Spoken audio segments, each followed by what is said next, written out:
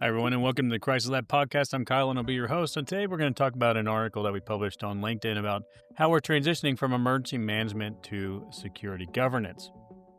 On September 9th, 2025, between 19 and 23 Russian drones cross into Polish airspace. NATO scrambles F-16s, Dutch F-35s join the intercept, and for the first time in the alliance's history, member nations shoot down Russian assets over their territory. That same night, GPS systems fail across the Baltic. Over 123,000 flights this year have experienced a version of interference. Copenhagen Airport shuts down, Oslo follows, Estonian airspace gets violated yet once again. Shadow fleet tankers cut undersea cables while Russian naval vessels provide a security escort. Each incident, viewed alone, seems manageable, but they're not alone, and that's really the problem. And this is what we're calling the gray zone. And if you're responsible for civilian crisis management or coordination or emergency management, this is reshaping everything that you thought you knew about how response systems work. So before we go any further, let's establish what we're actually calling or actually talking about when we say the gray zone. Because if you're hearing this term more often and you're not entirely sure what it distinguishes it from hybrid threats or just old-fashioned provocations, you're not alone. The gray zone itself is what we're calling this operational space between peace and war. It's where adversaries apply pressure serious enough to cause real damage, but ambiguous enough to stay below the threshold that triggers military response or invokes collective defense. Think strategic harassment designed to exhaust your coordination capacity and your resources without ever giving you a clear decision point to escalate from. Now, what makes it effective isn't the individual tactics, it's the sustained application across multiple domains simultaneously, from aviation disruption to maritime provocations to cyber intrusions, border pressure, all calibrated to overwhelm your ability to coordinate a response. You can't treat each incident separately because they're designed to be compounding. They're designed to be cascading. And you can't surge your way through it because there's no recovery period. The pressure just continues. Now, that's not theoretical anymore. Sweden's transport agency just reported that over 700 GPS jamming incidents this year compared to the 55 in all of 2023. NATO aircraft engaged Russian drones over Poland in September, multiple times. And here's what matters for those of you that are managing civilian crisis or even just coordination. The playbook you've been trained on doesn't account for this, not because the training was inadequate, but because the operating environment has fundamentally changed from what we're used to dealing with. Traditional emergency management assumes discrete events with recovery periods. That's been the model for decades. It assumes good faith. It assumes that when you activate response protocols, you're dealing with natural disasters or accidents, not adversaries deliberately targeting your coordination capacity. What's happening across Europe right now is a masterclass in exposing those assumptions. So let's break this down a little bit more. So emergency management has a cycle most of us were trained on, from preparing to responding to recovering and also mitigating. It works exceptionally well for hurricanes, floods, industrial accidents, events with clear beginnings and endings, events that let you reset, integrate lessons learned, and prepare for the next time. This is why we have seasons. But in 2025, there are no clear endings. Instead of discrete events requiring two separate response plans, that's one crisis with multiple pressure points, each one attacking civilian coordination from a different angle. And this systemic approach isn't targeting military capabilities. It's targeting you. Civilian coordination capacity. The goal isn't tactical victory, it's purely just exhaustion. Push civilian crisis management systems or emergency management systems or whatever you would like to name them beyond their design limits until they either fail or they force military escalation. Either outcome works for the adversary. So it's testing, monitoring response, adjusting, and repeating. Some civilian structures stay at alert levels or elevated alert levels for weeks. There is no recovery phase. There is no time to integrate lessons learned, just continuous operational pressure applied and designed to reveal every weakness in how we coordinate. And here's why it gets uncomfortable for those of us who spent careers building these types of systems. This approach is working. The campaigns are succeeding in exposing that emergency management built for episodic response cannot sustain operations under persistent and consistent sort of adversarial pressure. So let me show you what this looks like in practice. Poland faces systemic drone provocations from Belarus and decides to close its border. 12 days. reasonable national security decision, right? Exercise of sovereign authority during a provocation. Except that single decision disrupts a 25 billion euro trade route. The China-EU rail corridor carrying 90% of land-based trade between the regions stops moving. Freight trains carrying critical supplies get stuck at the border. Pharmaceutical ingredients Europe depends on can't move, and Europe is already managing shortages of hundreds of critical medicines. So Polish authorities aren't just managing Poland's security anymore. They're coordinating with Lithuanian railways, emergency air freight networks, pharmaceutical distributors, and health ministries across 27 EU nations. They're managing public health implications for an entire continent, economic disruptions rippling through global supply chains, and diplomatic pressure from every single direction, all from one border closure and one decision. In traditional emergency management, we'd handle border security, supply chain disruption, and public health as separate issues. Different agencies, different expertise, different response plans, maybe file some of it under business continuity even.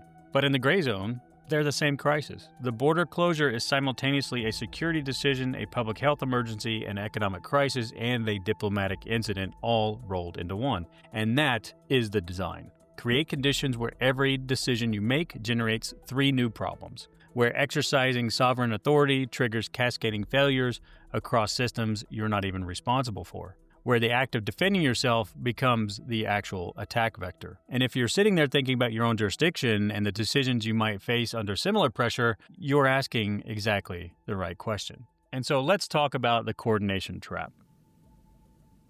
So Denmark experiences this firsthand. Drones shut down Copenhagen Airport, aviation authorities activate standard protocols, but this isn't a standard incident. It's assessed as hybrid warfare involving professional operators. It connects to shadow fleet movements in Danish waters, cyber probes hitting government networks, and intelligence suggesting coordinated operations. The organizational charts that work well during peacetime, they have now become an obstacle. Aviation authorities need maritime intelligence they don't have access to. Port security requires cyber threat awareness that lives in a different agency, and border control depends on supply chain data that's not integrated into any of their systems. So as professionals, we have to adapt. Baltic states create informal coordination mechanisms that move faster than official channels. Danish and Swedish maritime authorities share shadow fleet information and intelligence in near real time without waiting for formal agreements. Polish and Lithuanian transport officials coordinate alternative routes before their governments finalize arrangements.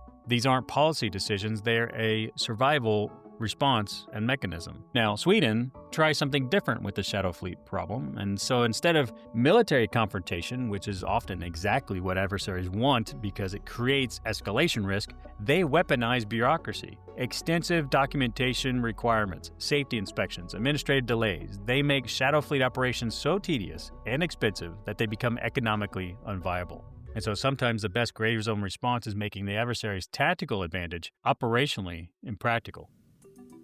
So what does adaptation actually require? When Poland and Estonia initiate NATO Article 4 consultations, with Denmark considering the same, it signals that there's something significant. Civilian crisis management decisions now carry alliance-level weight. But the real evolution is happening in those gaps between formal structures, the informal networks, the improvised coordination, the cross-border intelligence sharing that happens because waiting for official channels means failing your citizen. So what does 2025 teach us about what's actually required? Well, first, sustained operational capability. Staffing models built on surge capacity assumes that crises will end. When pressure persists for months, you need depth and cross-training that allows sustained response without burning out your core team. Second, you need intelligence integration as a civilian function. When incidents across aviation, maritime border, and cyber domains are deliberately coordinated, you need people who can see patterns. This isn't about creating new bureaucracies, it's about enabling the information flow that adversaries are exploiting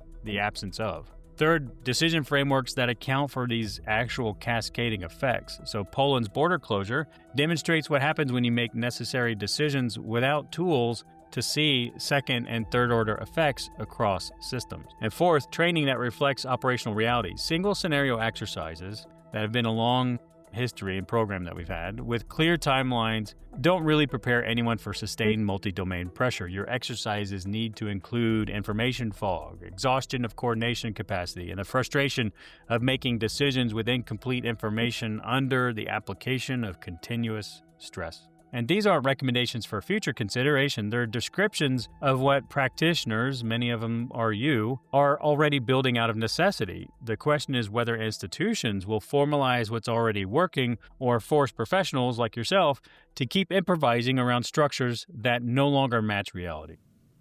So what is the choice? Russia's 2025 campaign succeeds in exposing that crisis management systems designed for good faith emergencies break under this type of adversarial pressure. Every assumption we make about mutual aid, resource sharing, coordination, windows, and communication becomes a potential weakness when someone's actively working to exploit them. But Europeans aren't breaking. Not yet. New coordination mechanisms emerge because they have to. Civilian authorities maintain control even when military escalation might seem simpler. When formal structures fail, informal networks are holding. When traditional responses prove inadequate, innovation fills gaps. The transformation from emergency management to security governance isn't really optional anymore. Gray zone operations are now the new normal. The tactics stressing European systems work just as well against financial networks, healthcare systems, or any critical infrastructure that depends on coordination. Success requires professionals who understand both traditional emergency response and crisis management and these adversarial dynamics. Systems capable of sustained operations under intentional stress. Frameworks that integrate intelligence, operations, and planning across domains that have always operated separately. More importantly, it requires admitting that our old model is possibly broken. Those informal coordination networks Baltic professionals are building by necessity, the cross-border intelligence sharing that happens faster than bureaucracy allows, and the peer consultation that helps you see patterns across domains before they cascade into a crisis. This is a space that we operate in, and space that we have been looking at for a while now, and is now unfolding before our eyes. And that's what the forum at Crisis Lab provides by design. So what we have developed with the forum at Crisis Lab is really it's the strategic infrastructure for senior professionals like yourself who recognize that the gray zone isn't going away and institutional adaptation is moving too slow. Monthly strategic conversations and dialogue with peers managing these exact challenges from an interdisciplinary approach. Executive briefings from international organizations and leadership navigating this actual transformation in real time. And the professional network that helps you coordinate thinking across boundaries before you're forced to improvise under pressure. So when this next campaign emerges, and it most likely will, forum members won't be writing new playbooks alone. They'll be drawing on trusted professionals and the infrastructure behind them, built for an interconnected world that they're actually operating in. If you're interested in the work that we're doing at Crisis Lab and the forum itself, you can reach us on the website at crisislab.io/theforum. And of course, you can always reach me on LinkedIn in case you have any questions. Thanks again for listening to the podcast. I'm Kyle, and we'll see you next time.